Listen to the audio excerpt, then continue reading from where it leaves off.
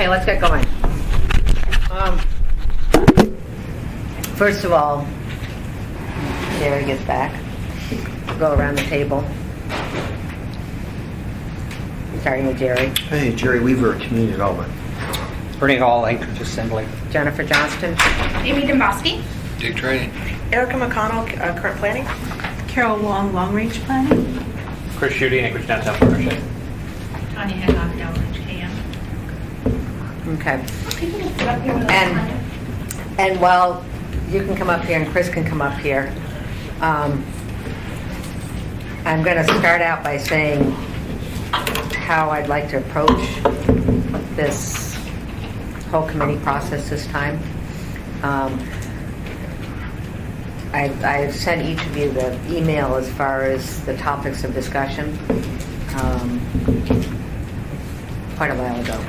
We're going to, first of all, talk about current issues that staff is already aware of that need to be fixed in Title 21. So we can just start working on the housekeeping. We're not going to do it with an omnibus bill. My intention is, as issues come up, we're going to address them. So if staff, for our next meeting, I'd love to have staff supply the committee with issues you found to date. We can do that, Jennifer. We haven't drafted ordinance amendments for those yet. And it's a bit of a challenge for us to not do it in an omnibus bill process because the staff, the resources we have, just keeping up with the workload is challenging in itself. So, and we'll work on it together, but even if you can just bring up what the issues are and Can I just give you an overview of what's happened since the adoption of the code? in 2 seconds. Okay. Let me just, because I'm ADD and I'll forget what I was going to say. So that's number one. Number two is it's my intention to have presenters come to this group. We're not going to have a work group committee sitting around the table. It's our 3 members, and if Dick wants to participate, that's fine. But it's basically the 3 members of this committee, and but we will have presenters and folks bringing to us concerns, what's working, what isn't working. I know that there's a number of architects who have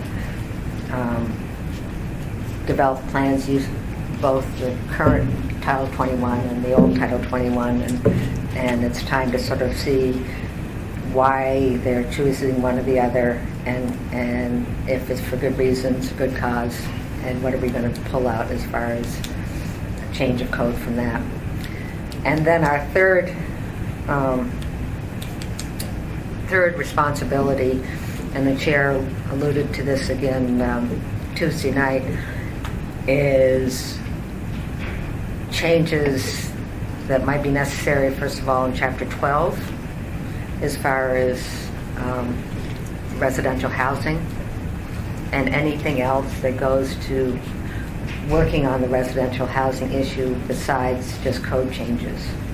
Code changes being in Title 21. So the major impact would be Chapter 12, and or as we're looking in other parts of town, if there's going to be some kind of a Title 12.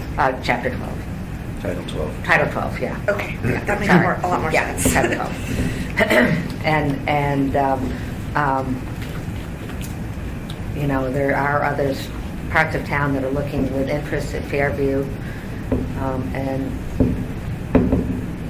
not that I want to jump right on and copying that all over town, but we've got to look at it to see what's working, what's not working, and if that's the right approach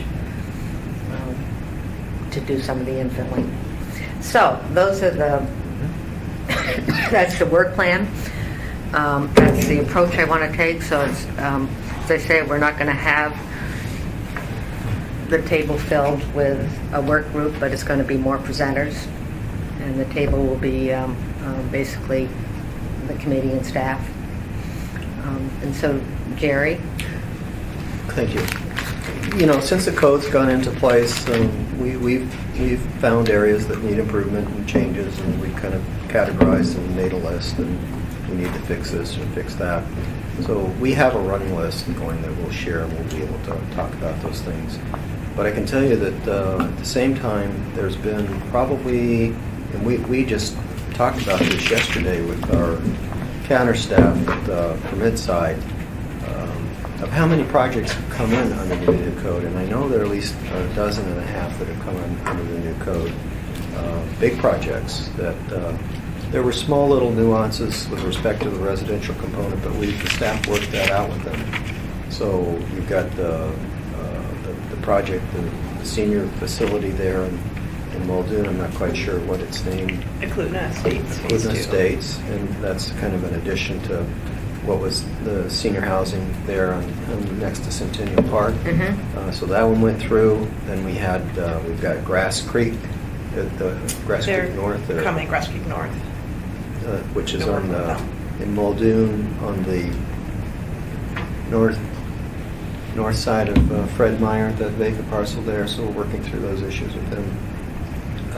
Widener. Widener project came through with. Now, Widener, are they using old or new? New. New, okay. And we even, And all these folks, sorry to interrupt, but I think it would be worthwhile to have these folks come and present. Sure. Because I'd like to confuse this whole discussion with facts. yes, and, quite frankly, we tried to get, my point on all those projects, and we can list them all out, but we have a new one on too, and I haven't, did Sonnet verify it? Old, that's terrible. We have this new building that's being built on Folker and Tudor, and the doctors that are building that office, originally they were going to build a professional office and some residential on top You of talk about the hole in themselves. the ground? The hole in the ground. and I just found out just now that it's not. I'm sad to hear that. 'Cause They're not going, or it's not? they're building it, but not with the residential up on top, which they could have. Oh, I don't know about that. Well, They're they doing it have under to, the- because they'd have to have 8 unit per acre into the existing, 8. And they don't have that? They wouldn't. I don't know have that. anything about the project. I don't know, but they originally talked about doing that, so we Right. haven't really fleshed it out. But we've had some new single-family, surprisingly, developed under the new code. But we haven't really gone in to see how many and we're going to start to do that. And as you're going through the discovery process, my point is that it will be helpful for the committee to go through the similar discovery process.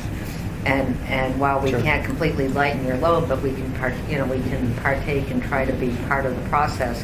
So it's not a, We'll we don't- identify all those Yeah. so we can work through them. The other thing is, we have tried to meet with Chris Cole and others to bring them in because they were developing real projects. There was a project over on Diamond and Northwood, or Diamond and what's that main access to the school? Victor. Arlene. oh, And they had issues with respect to the residential multifamily standards, and saying that they could having issues with them, and we asked them, we could never get them to come in and talk to us, but that's changed hands and somebody else is dealing with it now. But we do have a meeting set up with Potter and a bunch of other design people, I think about a week and a half from now, Middle of August. August 15th. middle of August, to bring in those professionals to say, what are the issues? so To go through the multifamily residential design standards, because that's where we've heard the most feedback of right. problems. So why don't we, if it's all right, be part of that meeting? Well, certainly you could be part of that meeting. Can I ask who Chris Cole is? He's an architect, What firm? local architect. His zone, it's like 81 Cole North or something I just like never that. heard. Can Dick? I ask a question, ma'am? Jerry, what's the problem with Wilder, What's the what? with Wilder Construction? The apartment complex, is there a problem Widener. with? Widener. Wider. Sorry. Is there a Yeah. problem with it? Yeah. Well, I don't think there's a problem with it. He has $200 million worth of projects, four projects that he brought forward to us and discussed with us. This one is his first with a little over 300 units in there. Yeah. We tinkered with the ordinance so he could build some low to moderate and factor them in and get some more density, which was just fine. but he wanted us to tinker with the definition, which we did. We have the federal definition in the code with respect to low to moderate income, so we can get workforce housing, and we agreed to take out the utilities as part of that, factoring in what that percentage was, because he said it wouldn't pencil and no one would do it, and I think Cook Inlet will probably say the same thing. So we're processing, we have an ordinance developed, a process that takes that out, that he will build in workforce housing into his project. You will be able to tell the difference between a conventional and a workforce housing, the low to moderate. So we're very happy about that. That's kind of the first venture into that. But he has 2-3 other projects in various parts of the community, some along the AC corridor between town and midtown that he's looking at. And I can tell you, if the ordinance had passed the other night, or the administration's ordinance for tax abatement, he would have probably started all those projects. He would have waited. Because I don't think a lot of people are aware of it, but my feeling is, and we'll talk about that later, that's a necessary ordinance because of our 30 to 40% difference in cost of construction. If we're short of housing, we're short of housing across the spectrum until you get into the very high end. There's no shortage in the high end. But I think it's the right thing to do, at least for the next decade. Well, it's mine. I think I said the other night when I postponed it indefinitely, we can start with that ordinance as the beginning. That ordinance, really, they spent a lot of time, but it's very intense time on it, and it needs to be further. But a lot bit of the problem with that issue is that the planning side Right. is only a small component of that. It's quite a bit of that was geared to property appraisal and the No, and so physical officer. that's why I'm saying part of this committee is not just Title 21. It's also what we can do to incentivize and what we should do or shouldn't do. Because, I mean, we need to first define, well, we better figure out what we're doing in code that's working and isn't working for housing, for mixed use, whatever. And then, how we can incentivize, but do it.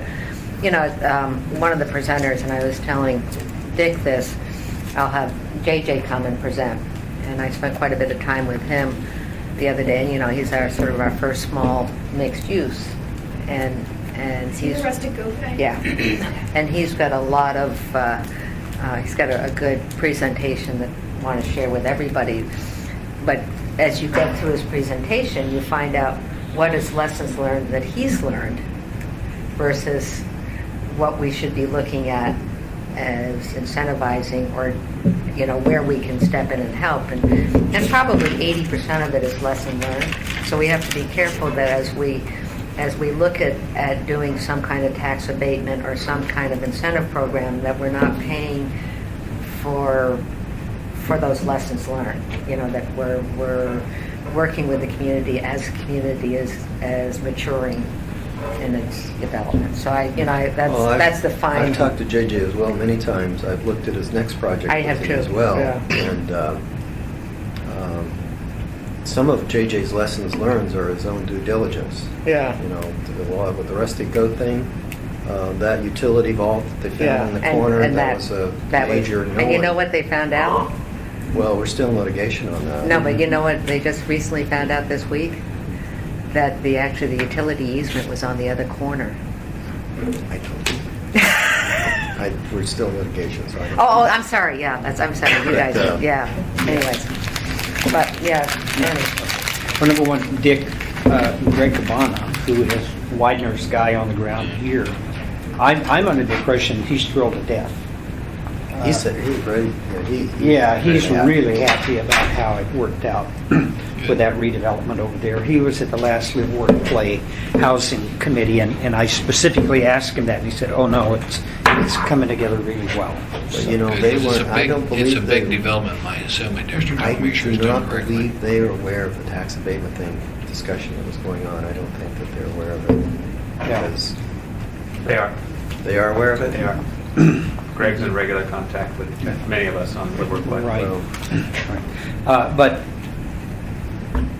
when are we going to broach the topic? We know that Tim Potter has already sent a letter requesting, looking at extending one more year, the old Title 21 with the new Title 21. That's one of the reasons And- we're meeting with them, to try to dissuade him from that. Well, because And And, does he have good reasons for it?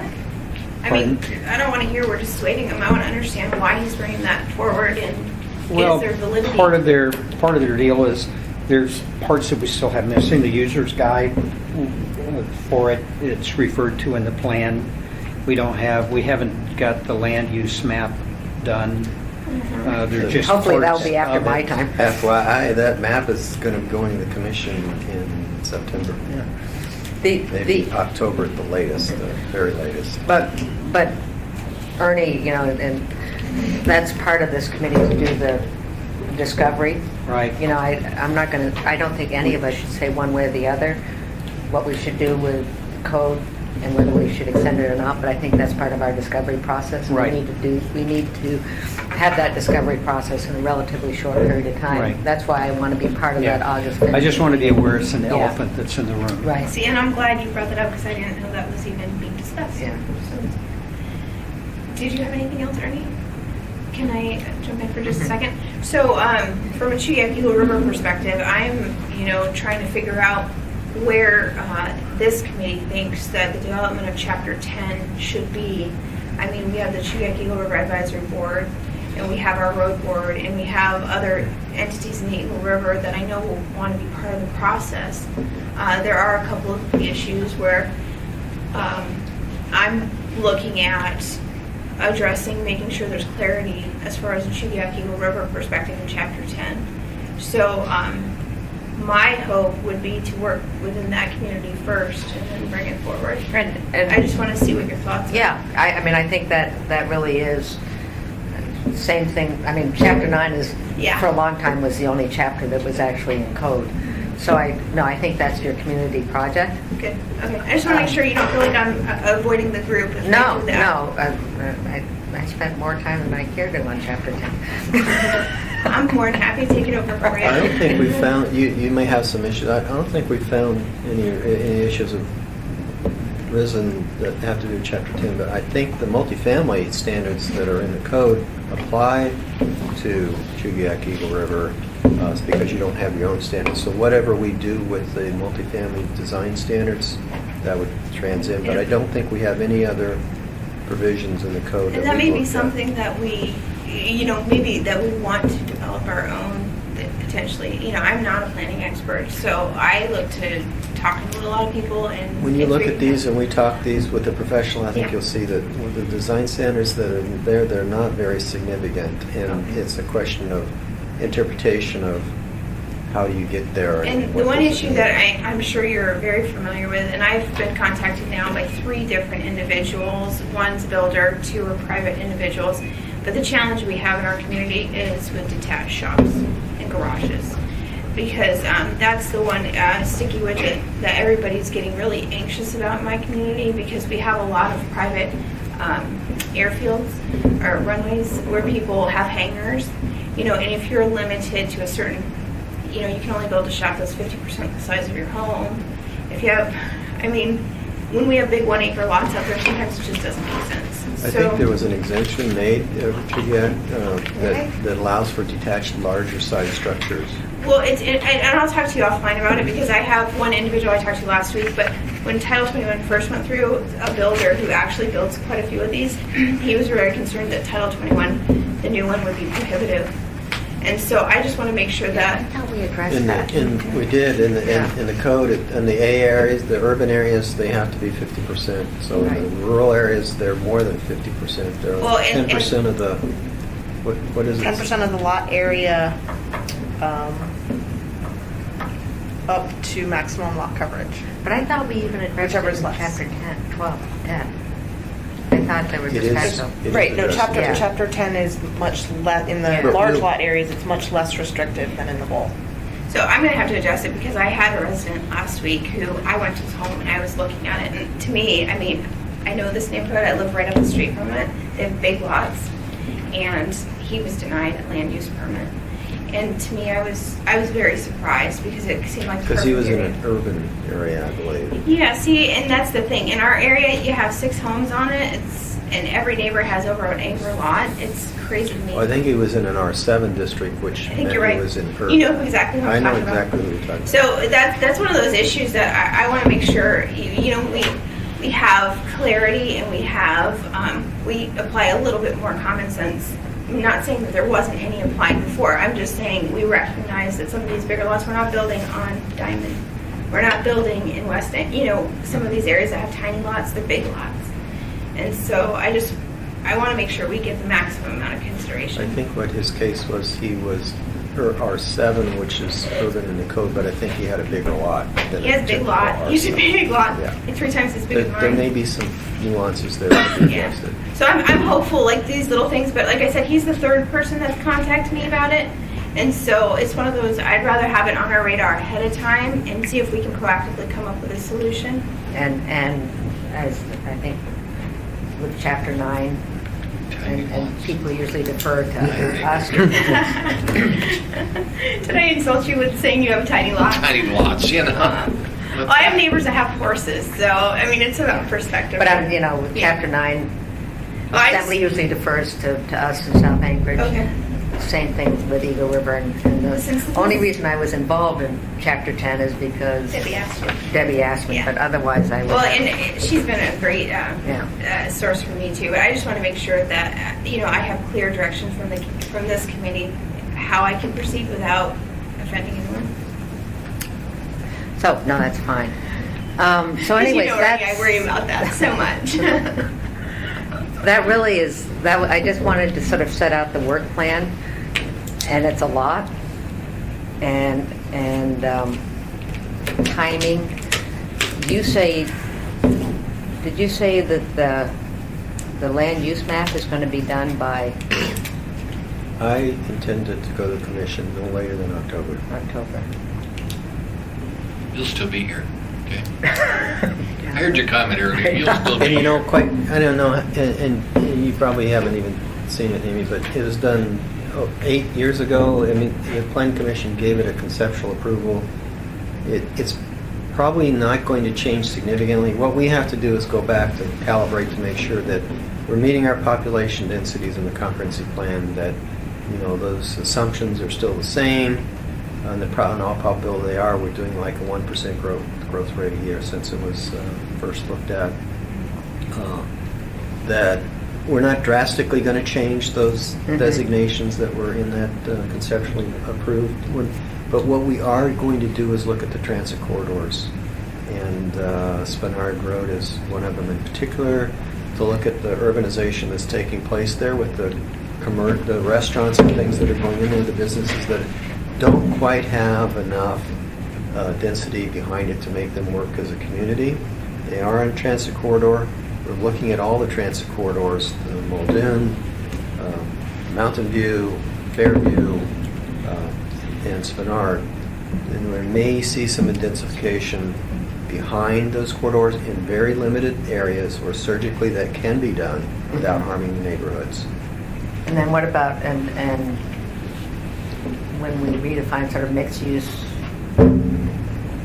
sort of all over the community, we didn't, we took it from certain areas and put it everywhere.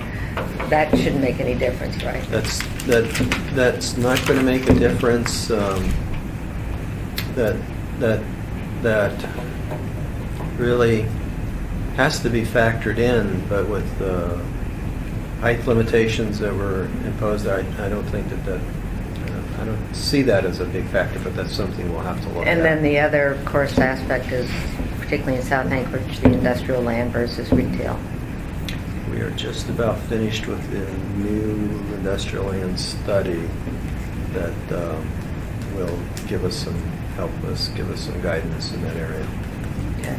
Can I go back to your mixed use that you just mentioned when you say all over? When you Well, we made it, Allowed it in all the B3 districts. yeah. and what the implications are? Yeah, there? no. Okay. Because, it has to be a certain size lot to be able to accommodate a Yeah. mixed-use project. Yeah, no. Because of the parking and whatnot. So even though maybe zone B3 today, if it's not of a certain size, we're never going to see go mixed use. Right. So, I'm just looking at the timeline and thinking of when we should have, would it be possible that we could have a meeting before the August 15th meeting, which we could at least start taking a look at the stuff that you've already, your list of concerns that have already been brought forward? Well, we could just share them with you electronically if you want to look at That'd be them that great. way. And if you see the need to Yeah. meet beforehand, And are you already starting to work with the municipal attorney's office on them? we've talked to, we certainly talked to them about them as things come up, but we haven't drafted anything. Yeah. Okay, yeah, if you could please share that. It's 15th is a Friday. When is that meeting in August, Jerry? 19th. Friday, No, the 15th. Friday the 15th.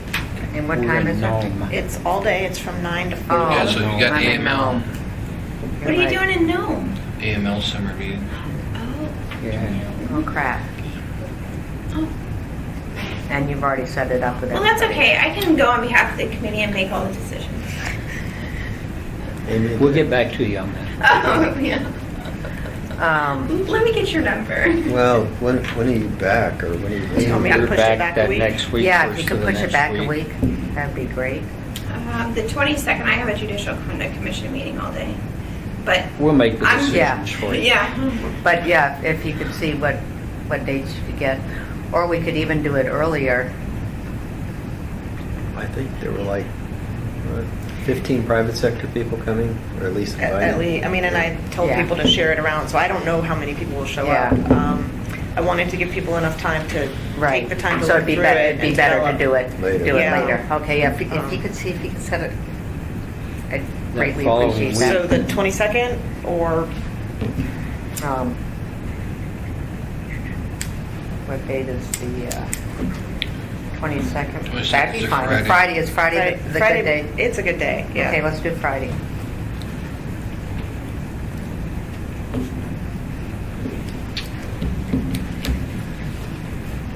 That's where I think you hear a lot of discussion. in the Yeah. meeting. Yeah. Is that going to be recorded? That'd be great if you could post online because I can't make it that day, but I will Sure. go back and listen to Sure, the we'll podcast. record What it. time is your meeting going to be, Jennifer? Huh? What time? I don't know, they're gonna see what they can arrange, right?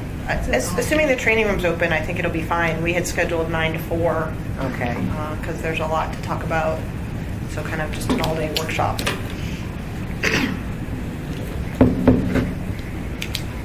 When's our meetings in August? The 5th and the 26th are the assembly meetings. The 5th and the 26th? Yes.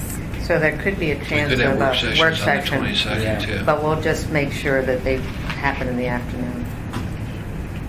If that works. I mean, I think it'd be a lot of fun to be in the meeting all day long.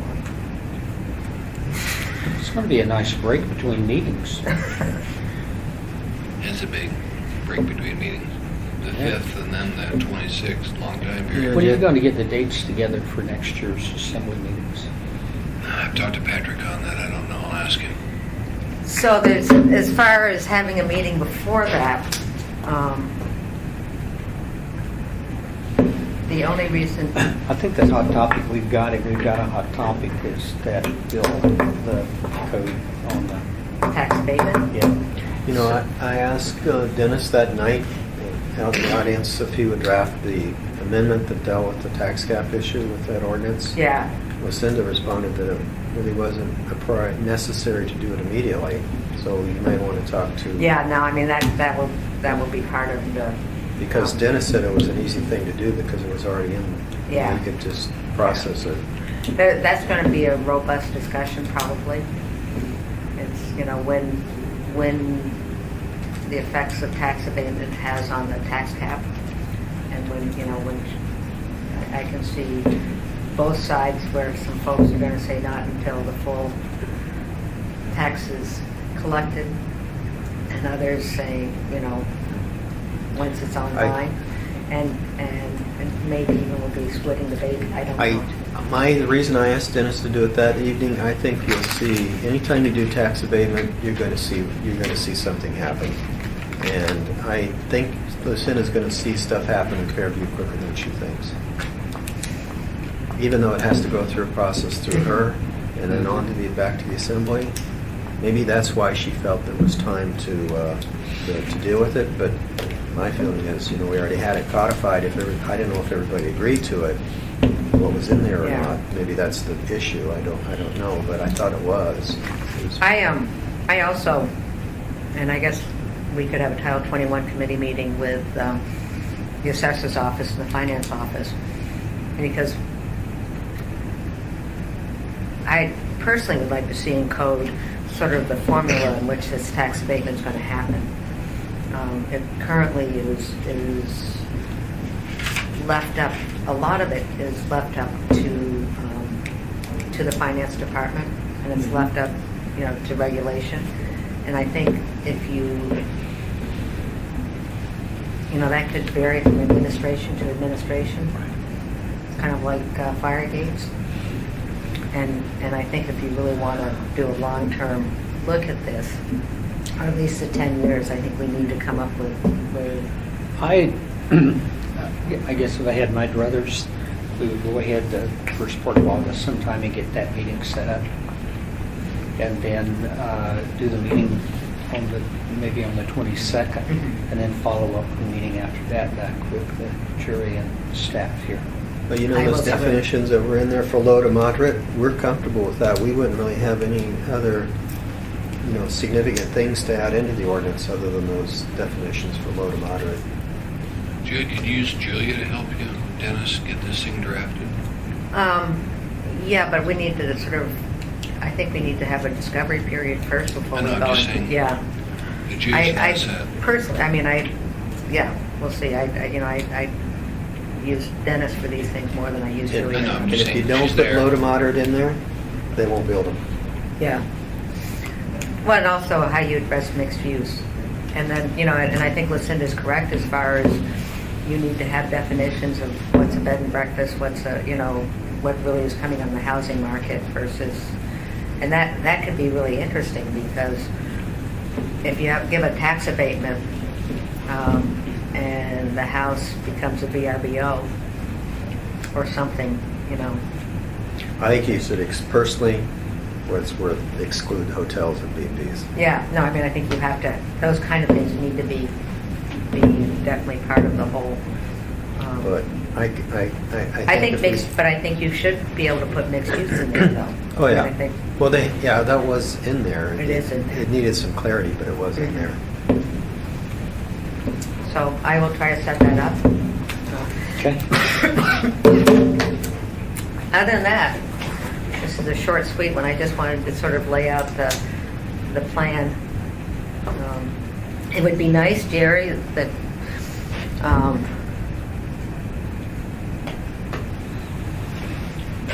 no, I guess I was going to say it'd be nice to look at the land use map. But You want a copy? Sure, I'll get you one. And, I have an extra in my office I'll give you, because I'm going to get a new one this week or next week, I think. Do you have an extra one of these? A new one? We're out of print, but we're going to get all of you copies of that. We will Yeah. get all of you copies. Okay. Anyways? Yeah. For right now, for what I need, this has been fine. Do we have any big ones, or are we out of both of them?